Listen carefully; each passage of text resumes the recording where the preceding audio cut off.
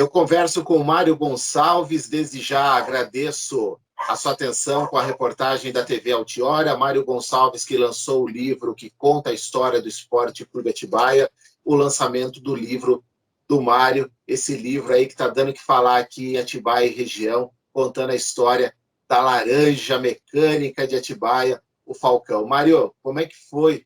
Mais uma vez, obrigado pela atenção. Como é que foi esse lançamento? É um prazer enorme falar com você e foi bem especial, foi uma data especial para mim, né, como jornalista, pesquisador de futebol. Foi um evento bem especial, lançar um livro sobre um clube da cidade de Atibaia que jogou o Campeonato Paulista, é muito especial, um clube que é ativo, né, joga a Série A2 do Paulistão. Foi bem legal, muitas pessoas participaram, estiveram presentes na data, pessoas daqui da cidade, principalmente, torcedores de outros clubes também estiveram presentes na sexta-feira, o técnico do Atibaia, o Alberto Félix, também esteve presente. Foi uma data bem especial e poder lançar um livro sobre a história do Esporte Clube Atibaia, um clube que tem dificuldades desde sua fundação, né? Agradecer também imensamente a sua participação no livro, porque foi muito importante a sua participação também, Fábio. Você que fez o prefácio, produziu o prefácio do livro, também dando uma introdução do como foi fundado o clube, enfim, toda essa parte inicial desse projeto da fundação do Esporte Clube Atibaia. E no livro eu relato todos os jogos da história do clube, desde o seu início em 2006, no Campeonato Paulista da Segunda Divisão, até o Campeonato Paulista da Série A2 desse ano de 2021. Então, no livro tem todos os jogos em fichas técnicas da história. Cada capítulo eu relato como foi aquela temporada, com entrevistas com jogadores, técnicos, torcedores, pessoas que participaram efetivamente da história do clube. E também tem a parte fotográfica, né? As fotos, a grande maioria das fotos foram autorais. Existem também fotos antigas, fotos produzidas também por você, Fábio, durante o livro. Então foi um trabalho muito especial e poder contar sobre esse clube. Também na introdução do livro eu cito todos os clubes que já jogaram o Campeonato Paulista na história da cidade de Atibaia. Então eu falo da Associação Atlética Atibaiense, que jogou no ano de 1923, só no ano de 23. Na época não existia a Federação Paulista de Futebol, era a PA que realizava o Campeonato Paulista do interior naquela época. Lembrando que não existia divisão, né, acesso e descenso. Existia o Campeonato Paulista e o Campeonato Paulista do interior. E naquele ano a Associação Atlética Atibaiense foi o decano da cidade, jogou em 23, e depois só teve as participações na era profissional nos anos 60 do Boa Vista, que foi também o primeiro clube a jogar profissionalmente na cidade, não existe mais, infelizmente. Depois teve a participação do São João Tênis Clube, que na época era São João Futebol Clube, né? Eu relato também a importância do São João na época que ele começou a jogar também o Campeonato Paulista de Profissionais. O estádio Menotti... o estádio da Caixa d'Água, que é o estádio Menotti Barca. A inauguração do Menotti Barca foi na época que o São João começou a jogar profissionalmente. E a estreia do Menotti Barca foi um São João em São Paulo. Né? O São Paulo veio jogar amistosamente para a inauguração do Menotti Barca. E eu relato isso no livro também. E depois também teve a participação do tradicional Grêmio Esportivo Atibaiense, né? Que é um dos clubes mais importantes da cidade. Eu também falo sobre o clube que jogou nos anos 60, nos anos 70, nos anos 80. Em 88 foi o último clube da carreira do Muricy Ramalho. Naquela mesma temporada foi a primeira dele como técnico. E que antigamente chamava-se CTB, né? Depois que teve a transição para o nome Grêmio, né? Isso, ele joga o primeiro ano como CTB, profissionalmente, e já na segunda temporada ele muda o nome para Grêmio Esportivo Atibaiense. Então teve essa transição durante o profissionalismo do Grêmio. Isso que é interessante. O primeiro ano ele joga como CTB. E tem várias variações durante a temporada, de mudança de cores. Enfim, tradicionalmente o clube era sempre azul e branco, né? As camisas, mas tem essa variação até chegar no tricolor, nos anos 80. Enfim, eu relato tudo isso. e aí até o ano de 1991, que foi a última participação do Grêmio profissionalmente. De 91 até 12 de dezembro de 2005, tem um hiato na cidade, sem uma participação de um clube profissional. E aí, 12 de dezembro de 2005, é fundado o Esporte Clube Atibaia, e aí de lá eu já começo os capítulos e falo profundamente sobre cada temporada da história do Atibaia. Aí, voltando ao evento de lançamento do livro, há muita gente legal que eu conheço, gente que eu não conheço, mas eu sei que é envolvida e gosta de futebol, e eu vi que conseguiram ali organizar, apesar dessa questão do distanciamento, da pandemia, deu para fazer tudo dentro do padrão correto, organizado. Eu vi lá Márcio Pica-Pau, que é um torcedor símbolo do clube, eu vi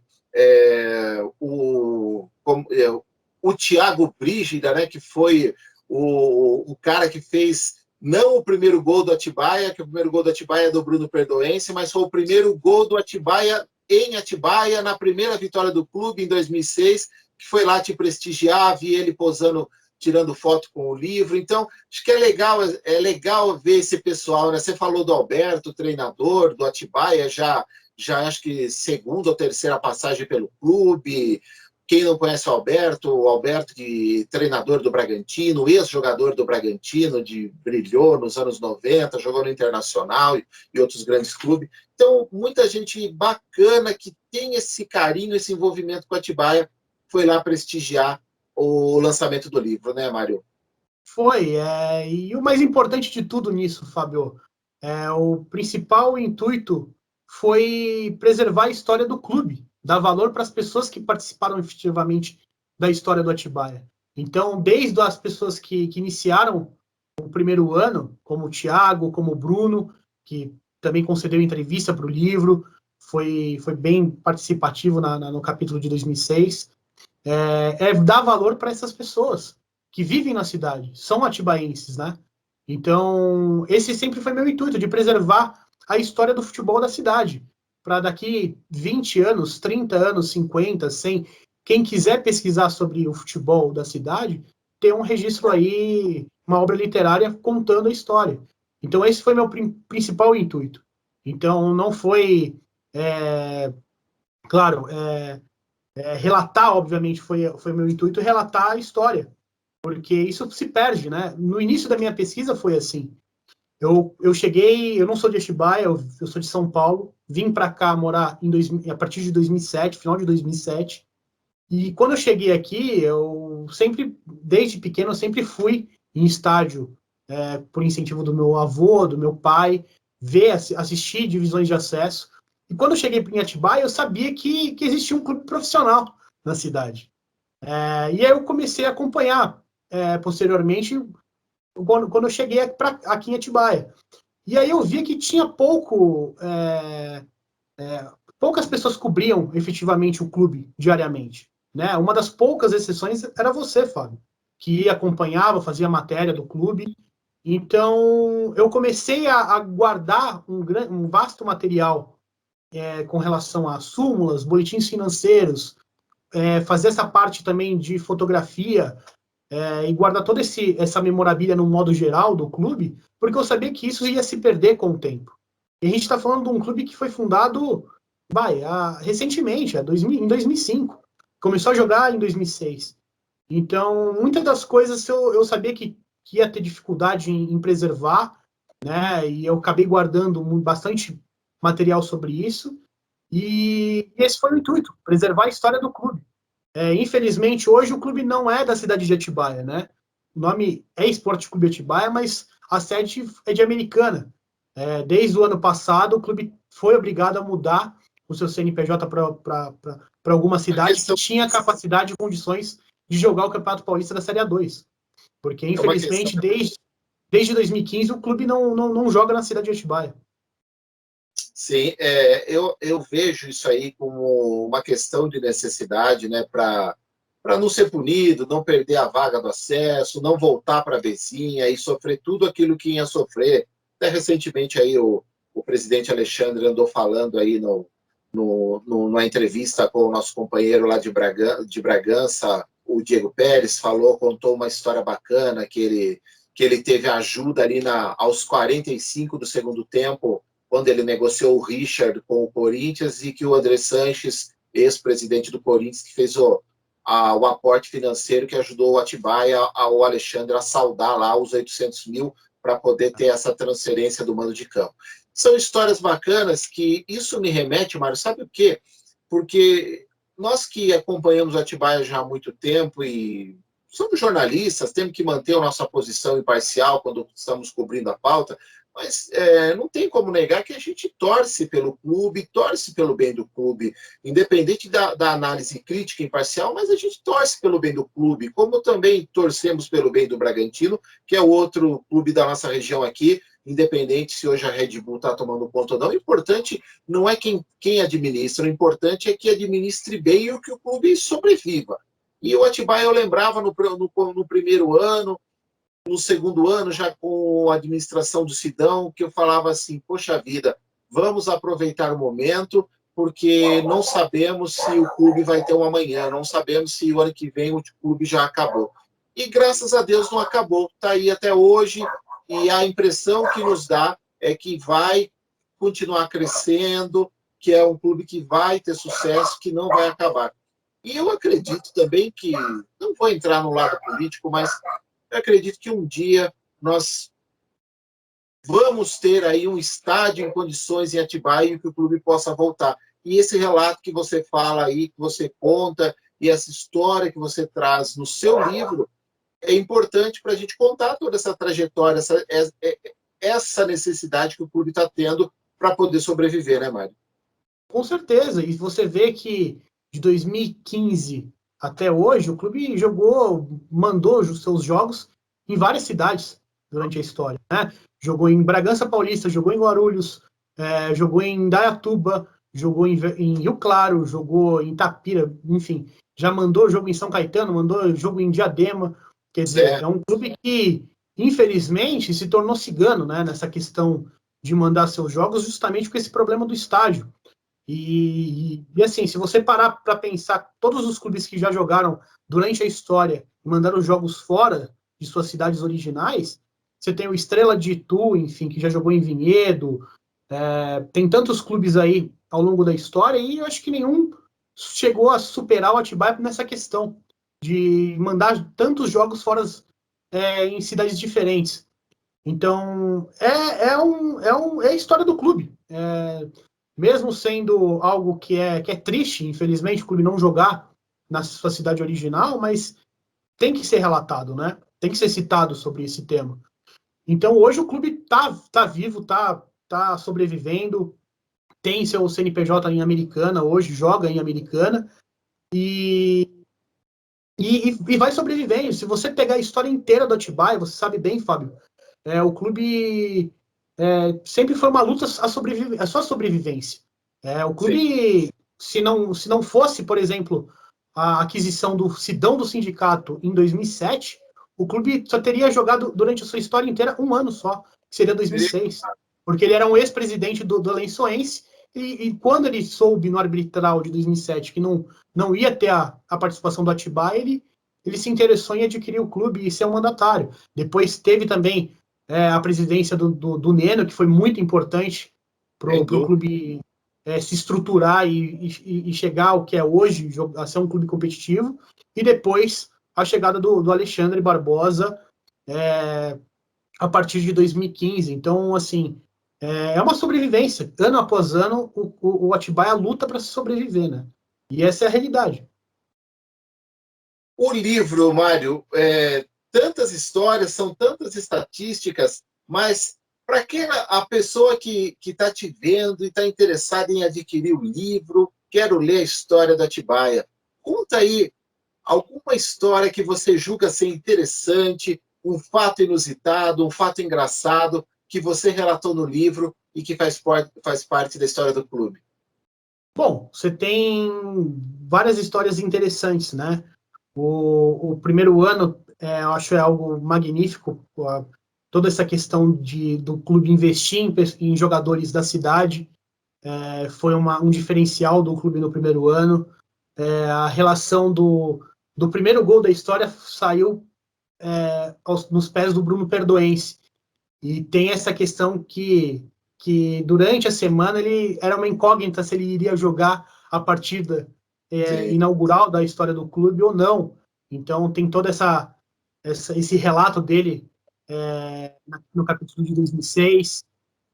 Também cito o ano de 2007, que também foi muito importante, que foi o quase acesso do Atibaia, daquele time que foi um dos melhores plantéis já feitos do clube, né, que tinha o Monte Beller no gol, Hernani Brocador, e Thiago, enfim, era um time belíssimo, mas infelizmente não conseguiu o acesso naquele ano. Enfim, tem essa temporada que é para mim especial, 2007. Você tem o ano do acesso de 2014, que foi muito importante na história do clube. O time era comandado pelo Luiz Miller, também ídolo da história do Clube Atlético Bragantino. Era praticamente a base do elenco de 2013, que era dirigido pelo Alberto, enfim. Tinham grandes nomes naquela temporada também, jogadores muito importantes durante a história do clube. O caso do Fernando Gaúcho, do Francisco Alex, né? Então, eu acho que é um ano também muito interessante, porque o clube, por um triz, também não conseguiu acesso em 2013, por detalhes, né, na última fase, mas depois conseguiu tranquilamente o acesso em 2014.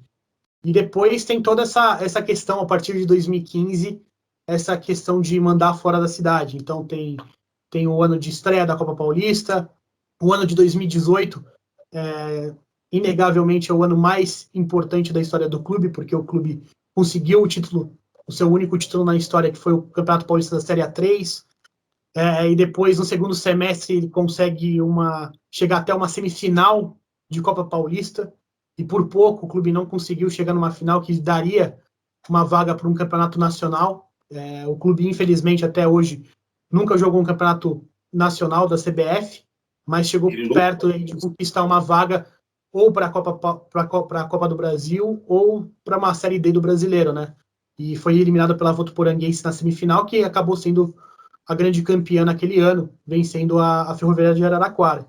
Então, o livro tem todos esses relatos, até esse ano do Paulistão, que acabou perdendo nas quartas de final da Série A2 para o São Bernardo do Futebol Clube, que sagrou-se campeão, né, da Série A2, inclusive. E até essa temporada de 2021 eu relato também a participação do Christian na história do clube, né, nessa temporada, do Luan, do Felipe Menezes. Então, tem muitas histórias interessantes aí para quem gosta de futebol, no modo geral. Não só para o fã do Atibaia em si. E esse livro, para ele se tornar realidade, né, até contando para os espectadores que esse livro ele começou com um projeto seu de conclusão do seu curso de jornalismo, ele é o seu TCC, né, contando a história do Atibaia, mas como que você conseguiu transformar esse livro em realidade? Quais foram os seus parceiros? Como que você conseguiu capitalizar recursos para que esse livro saísse de um projeto e se tornasse realidade? Sim, o livro foi meu trabalho de conclusão de curso na Faculdade de Jornalismo, né, na Unifaat, em 2019. E aí, a partir daí, eu queria fazer o lançamento comercial da obra, né? Então, nesse ano, eu iniciei a campanha de crowdfunding do livro no Quicante, e aí eu consegui, graças às pessoas que apoiaram a obra lá na campanha de crowdfunding, né? Muitas pessoas de fora da cidade que apoiaram, incentivaram, torcedores de outros clubes, pesquisadores, jornalistas apoiaram a obra, tinham várias opções ali de campanha. Os patrocinadores foram muito importantes para a obra, né? Porque sem eles a obra não sairia, tanto dos patrocinadores como dos apoiadores, né? Teve a Águas Claras de São Paulo, que patrocinou, a companhia Bragantina de montagens, né? A empresa do ex-presidente do Atibaia, o Neno, Sorriso de Graça, Conexão Ética, enfim, Grupo Explorer daqui de Atibaia, sem o apoio deles, o patrocínio deles, essa obra, e o apoio do pessoal, né, essa obra não teria saído comercialmente. Então foi muito importante a campanha de crowdfunding para o livro estar pronto, né, hoje. Então é uma grande realização, né, Fabio, que ver esse livro pronto, produzido. A gente vê que, infelizmente, no Brasil, é muito difícil você produzir uma obra literária. E se é uma obra literária falando sobre futebol, ela já é muito mais difícil. E falar sobre um clube que não é do mainstream, é um clube de divisão de acesso, um clube do interior, é mais difícil ainda. Então, graças a essas pessoas que apoiaram lá atrás, o livro tá produzido hoje. Então, eu agradeço na lista de apoiadores dentro das páginas, enfim, tem as páginas também dos patrocinadores. Então, eu agradeço imensamente todos que apoiaram aí desde o início essa obra, para ela estar pronta aí para o futuro, né? Para quem quiser pesquisar, vai ter uma obra falando sobre o futebol da cidade. A nossa pauta hoje é o seu livro, o lançamento aí, mas eu não posso deixar de falar dessa foto maravilhosa que está aí atrás de você, que é essa imagem linda que está fazendo a fotografia dessa nossa conversa, desse vídeo. Essas inúmeras camisas que você tem aí da sua coleção, né? Para quem não sabe, o Mário também, além de jornalista, é um colecionador de camisas e times de futebol dos mais diversos, entre clubes amadores e até os maiores clubes profissionais do futebol brasileiro e internacional. Mário, uma pitadinha só, conta um pouquinho, que eu sei que isso aí vai ficar para uma outra oportunidade, para uma outra entrevista, para falar sobre isso, mas conta um pouquinho aí sobre essa sua coleção que está aí atrás. Bom, a coleção se iniciou desde criança, praticamente. Eu sempre tive o incentivo dos meus pais, dos meus familiares. Desde criança eu ganhei bastante camisa de futebol. Então eu comecei a guardar, né, e ter esse carinho pelas camisas, né. Algo secundário na minha vida, a coleção. É um hobby, obviamente, e eu amo muito guardar, colecionar, mas é algo secundário da minha paixão de frequentar estádios, né. Mas, obviamente, eu fui guardando com o tempo. A partir dos 12 anos, aí eu comecei a colecionar sério, a coleção de camisa, guardar com carinho, guardar de forma correta. E hoje em dia eu tenho mais de 2.000 camisas, né? Meu foco principal é clubes paulistas, tenho o foco secundário também de futebol uruguaio, mas eu tenho camisa de tudo que é local. Tenho, claro, especificamente os clubes que jogam a Série A1, A2, A3, a segunda divisão do Campeonato Paulista, mas tem de tudo que você possa imaginar, de locais aí inóspitos, seleções alternativas, clubes alternativos do mundo, eu tenho guardado aqui na coleção. Enfim, a grande maioria são camisas de jogo, né, utilizadas em jogo, e todas originais. Então eu guardo com muito carinho, né? É um hobby, é uma terapia para mim, a coleção de camisas. Essa camisa do Atibaia aí na frente não é por acaso, né? Não, essa camisa é muito especial na história, né? É a primeira camisa da história do clube, né? O clube 2006. jogou em 2006. Tem um detalhe interessante, né? Essa camisa é a segunda camisa do Atibaia, né? Porque a primeira é a branca. Originalmente, Sim. o primeiro uniforme do Atibaia é o branco, né? O clube começou a jogar com a laranja definitivamente a partir dos anos 2011, 2012, né? Porque o clube sempre jogou de branco em casa, né? E de laranja como visitante. Essa é a primeira camisa, né? Feita pela ProX, e o patrocínio histórico aí da Sucuscamp, né? Legal, muito legal. Isso me remete boas memórias, seu Mário.